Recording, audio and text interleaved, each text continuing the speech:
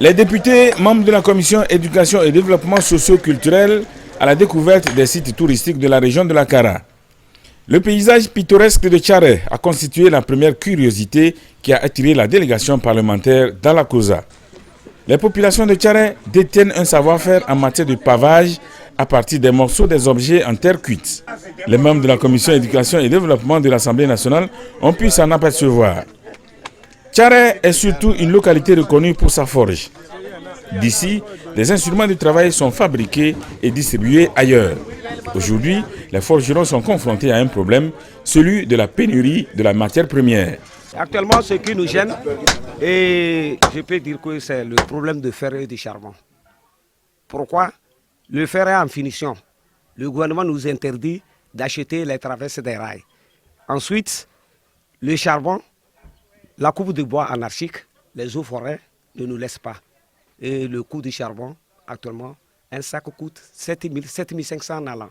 Pour obtenir une jante d'un gros camion titan ou 10 tonnes, c'est à 12 000 francs. Le coût est trop fort. Autre site touristique visité dans la COSA, le parc animalier de Sarakawa. D'une superficie de 427 hectares, cette réserve abrite 12 espèces. La tournée de la commission de l'Assemblée nationale s'explique par la volonté des élus du peuple de répertorier les sites en souffrance en vue de faire un plaidoyer auprès du gouvernement pour les revaloriser. C'est une mission de l'Assemblée nationale, une mission de collecte d'informations sur les sites touristiques de notre pays.